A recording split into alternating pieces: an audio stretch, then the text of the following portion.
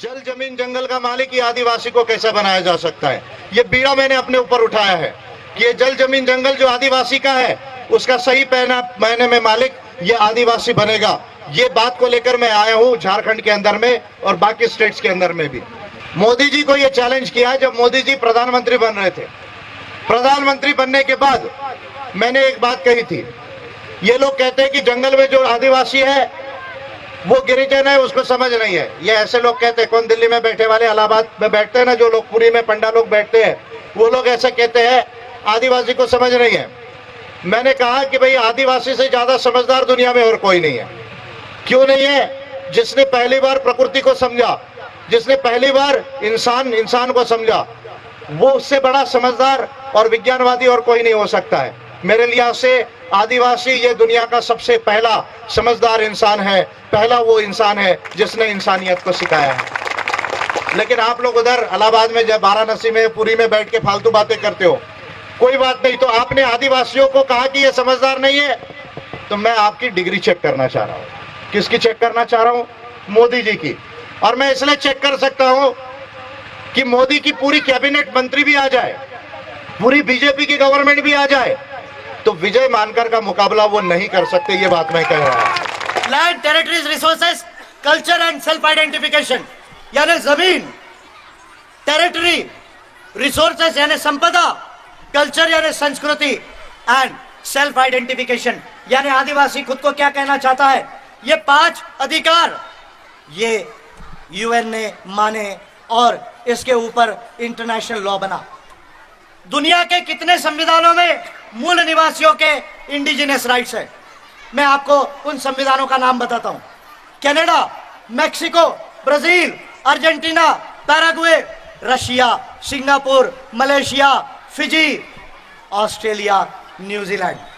ये देशों के अंदर आदिवासियों के, मूल निवासियों के इंडिजिनियस राइट्स है। लेकिन हमारे देश के संविधान में जो 5वीं अनुसूची है, आप देखिए, उसमें आदिवासियों को जमीन के नीचे के संपत्ति का अधिकार नहीं है। मैं गंभीर बात बोल रहा हूं। आदिवासियों के जमीन के नीचे के संपत्ति के अधिकार, जिसको सब सरफेस राइट्स बोला जाता है, वो आदिवासियों को नहीं है। हमारे संविधान बनने के बाद यह है, इसलिए मैं उसको नहीं कहूंगा, क्योंकि संविधान बनते तक ये नहीं थे, लेकिन वो अधिकार हमारे संविधान में नहीं है। तो इसलिए मैंने एक रास्ता निकाला है। क्या रास्ता निकाला है? रास्ता ये निकाला है कि यदि आदिवासियों को जल जमीन जंगल का मालिक बनाना है, यदि इंडिजिनियस पीपल को, if at all we want to make the aboriginal tribes as the indigenous people of India and guarantee them the subsurface rights and the surface rights in India, तो इसके लिए एक काम करना होगा। क्या काम करना होगा? भारत के संविधान में हमें सकारात्मक, पॉजिटिव संशोधन लाना होगा। सकारात्मक संशोधन, पॉजिटिव अमेंडमेंट लाना होगा, एक काम। दूसरा, भारत के तमाम लोगों के लिए जो हमारे संविधान में मानव अधिकार वर्ड भी नहीं है, तो मानव अधिकारों को हमारे देश के संविधान में लाना होगा। ये बात मैं केवल कह नहीं रहा हूं, ये काम की शुरुआत मैंने ऑलरेडी कर दी है। कैसे शुरुआत की है? ये वो 4 बिल है जो मैंने भारत के संवैधानिक इतिहास में पहली बार कोई लीडर ने भारत की संसद को 4 बिल बनाकर दिए हैं कि भारत के संविधान में आदिवासियों के इंडिजिनियस राइट्स को लाया जाए, भारत के लोगों के ह्यूमन राइट्स को लाया जाए। ये 4 बिल मैंने जो है वो बनाकर दिए हैं।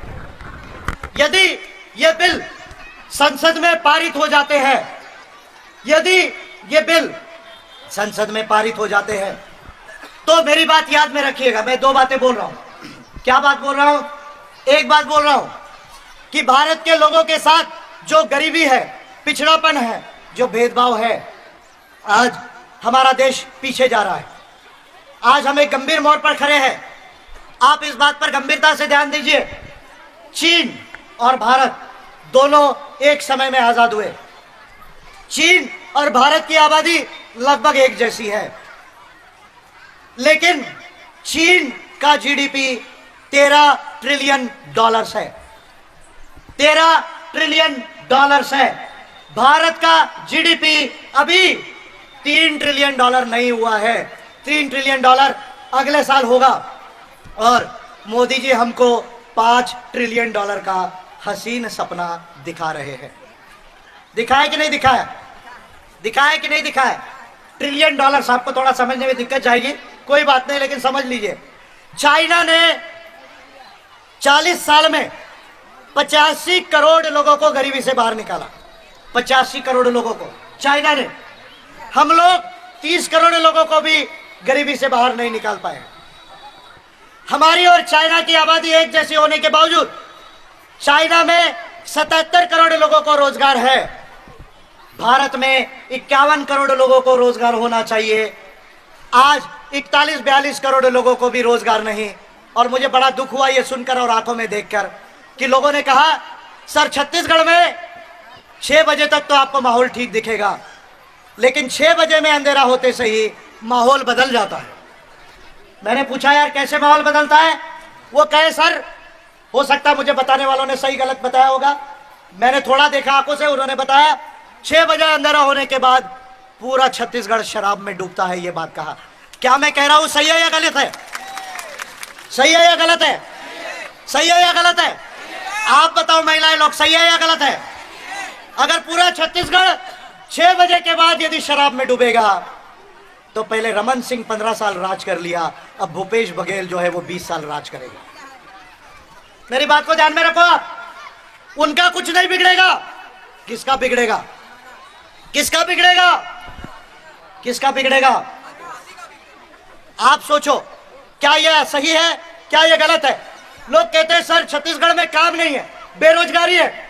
शिक्षा का यह हाल है कि छत्तीसगढ़ में ग्रेजुएट पोस्ट ग्रेजुएट भी हो जाता है तो उसको ठीक से पढ़ना लिखना नहीं आता।